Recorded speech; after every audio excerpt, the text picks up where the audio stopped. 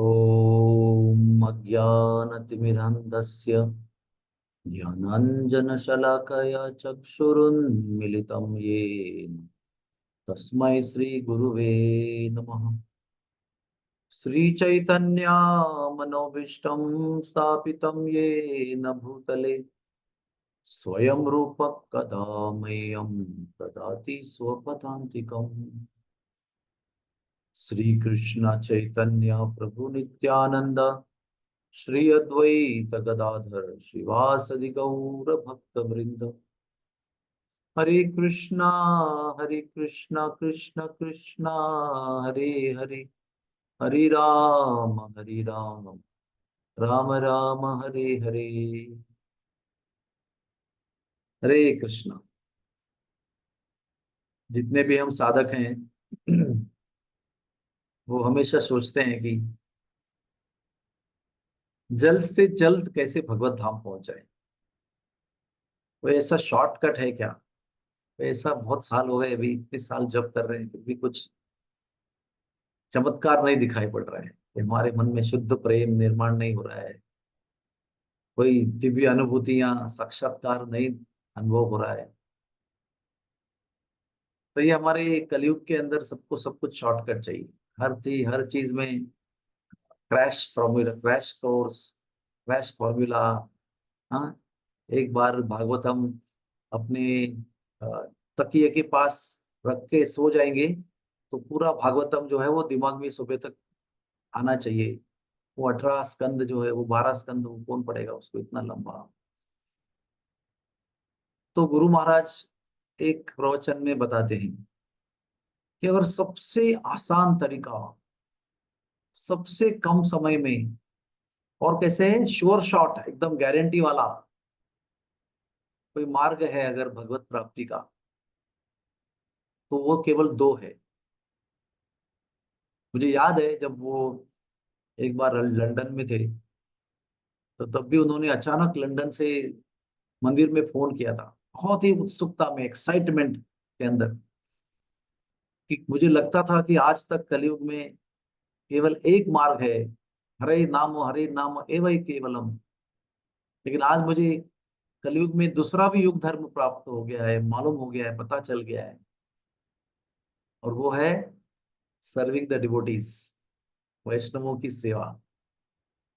तो वो एक प्रवचन में कहते हैं, जैसे ये एक प्रसंग है, दूसरे प्रसंग में वो प्रवचन में बताते हैं कि सबसे आसान तरीका, अगर सबसे आसानी से किसी को भगवत प्राप्ति चाहिए, भगवत धाम की प्राप्ति चाहिए, तो दो ही मार्ग है। एक है भगवान नाम का शुद्ध जप करना, और दूसरा है वैष्णवों को, भक्तों को अप्रिशिएट करना, उनको हमेशा सराहना, उनका गौरव करना। ये दो युग धर्म कहे गए ये शास्त्र के अनुसार।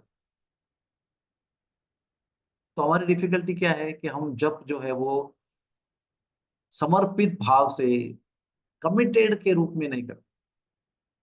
कभी नींद आती है, कभी बैठे हैं, कभी सो रहे हैं, कभी कुछ इच्छा नहीं है, कभी जल्दी उठते हैं, कभी लेट उठते हैं।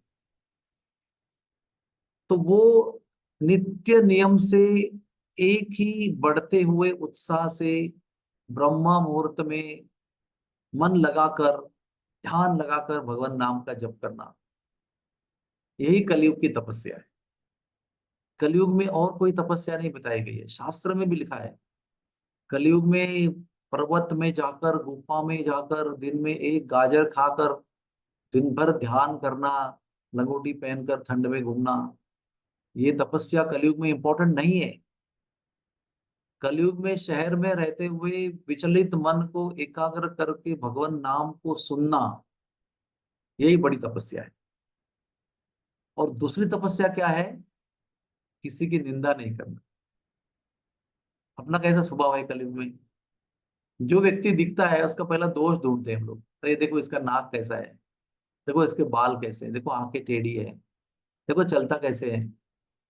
यहाँ से शुरू होती है, शारीरिक टीका से लेकर फिर और बाकी टीका करते रहते हैं। ऐसा बोला, ऐसा बोला, ये स्वभाव है।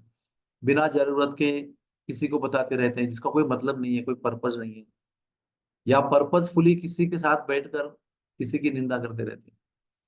और ये निंदा करने की प्रवृत्ति के अंदर अगर कोई वैष्णव आ गया ना हमारे बातचीत में, तो हमारा भयंकर नुकसान हो जाता है। क्योंकि वो प्रवृत्ति जो है वो सभी लोगों को लगेगी। वैष्णव है उनके प्रति भी प्रकट होगी वो निंदा की करने की प्रवृत्ति, और जो वैष्णव नहीं है उनके प्रति लगेगी, वैष्णव है उनके प्रति भी लगेगी। तो प्रवृत्ति से बचना है। और भगवान को उनके भक्त जो है वो इतने प्रिय है, इतने प्रिय है कि चैतन्य महाप्रभु के लीला में केवल अपने भक्तों के संग उन्होंने इतना समय बिताया है। जहां देखो भक्तों के बीच में घूम रहे हैं, उनको प्रसाद खिला रहे हैं, उनके बीच में नृत्य कर रहे हैं, उनसे वार्तालाप कर रहे हैं, उनको कृपा कर रहे हैं, उनको शिक्षा दे रहे हैं। बस उनके साथ ही उन्होंने इतना लंबा समय एक पूरा अवतार लेकर बिताया है। और अपना प्रेम जो भक्तों के प्रति है वो इस तरह से जताया है, इस तरह से प्रकट किया है कि सब लोग दंग रह जाते हैं जब बाकी भगवान के अवतारों का वर्णन पढ़ते हैं। तो ये अवतार में भगवान ने इतना प्रेम दिखाया है। और उनके लिए उनके भक्तों की निंदा जो है वो बिल्कुल असह्य है उनके लिए, वो सहन नहीं कर सकते उसको। और 10-10 मुख से अपने भक्तों का गुणगान करते हैं।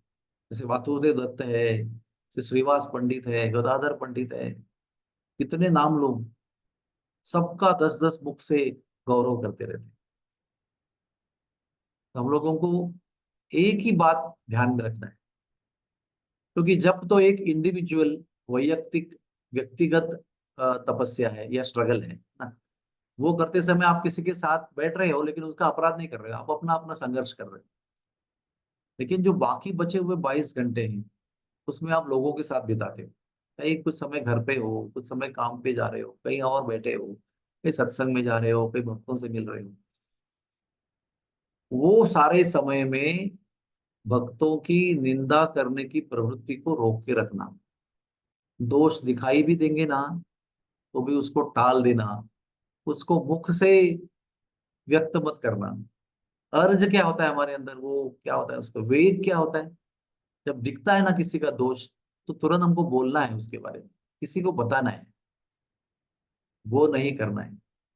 अगर आप किसी के गुरु हो, शिक्षा गुरु हो, काउंसलर हो, वरिष्ठ भक्त हो, आपके अंडर कोई भक्त आपके निर्देशन में है, तो आप उसको उसके बारे में बता सकते हो, एक सेवा के रूप में, दोष दर्शन के रूप में नहीं, निंदा करने के रूप में नहीं। और अगर हम किसी के शिक्षा गुरु नहीं है और किसी का दोष हमको दिखाई पड़ता है, चुप रहो, उसके बारे में मौखिक कार्य मत करो। इतना हम लोग करेंगे ना, दो चीज, एक निंदा न करना और प्रयत्न पूर्वक सराहना करना। तो हमारे महाप्रभु दास थे, महाप्रभु दास जी, हाँ, जो मुंबई में थे, बहुत वरिष्ठ भक्त, कितने भक्तों को गौरव करते थे। You are the best, you are the best, अरे he is the best, he she is the best. जिसको मिलते थे, यू आर द बेस्ट। कोई प्रवचन सुनते थे, क्या प्रवचन दिया आपने, you are the best of best. हर व्यक्ति को बेस्ट ऑफ बेस्ट बोलते थे।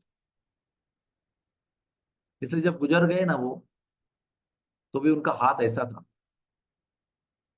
गुजरने के समय में उनका फोटो आया था ऐसा हाथ, भगवान नाम का जप कर रहे थे। क्योंकि भगवान नाम का जप स्वयं स्फूर्त कब होता है, जब वैष्णवों की निंदा नहीं होती है, वैष्णवों की सेवा होती है, वैष्णवों का गौरव होता है। तो वही व्यक्ति जो निरंतर भगवान के नाम का जप कर सकता है, उसी को भगवान की स्मृति हो सकती है।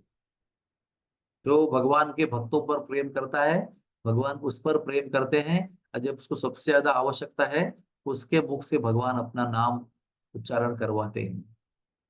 ये जो उनकी मुद्रा है, जो उनके मृत शरीर के अंदर मैंने देखा है। तो उसका राज एक ही है, भगवान नाम का ध्यान पूर्वक जप करने का अथक प्रयास। और जो जो भक्त भगवान का नाम जप करते हैं, जो तिलक लगाते, धोती कुर्ता पहनते, मंदिर में आते हैं, सबका गौरव करना, सबकी सेवा करने का प्रयत्न करना। उसमें देखना नहीं कौन जूनियर है, कौन सीनियर है, कौन मेरा इक्वल है। जो जो व्यक्ति भगवान नाम लेने के लिए आया है, मंदिर में आ रहा है, वो एक गौरवशाली और एक दुर्लभ व्यक्ति है। वो मनुष्याणाम सहस्रेषु, हजारों हजारों लोगों में एक व्यक्ति आता है वो जो भगवान नाम को स्वीकार करता है।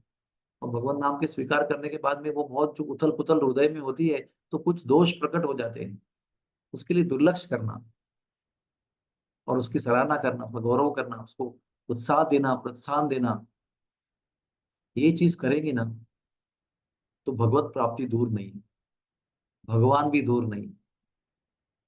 ये गुरु महाराज का संदेश है। भगवान नाम का जप और वैष्णवों की, कृष्ण भक्तों की, भगवान के भक्तों की सराहना। हरे कृष्णा, हरे कृष्णा, कृष्ण कृष्ण हरे हरे, हरे राम राम राम हरे हरे।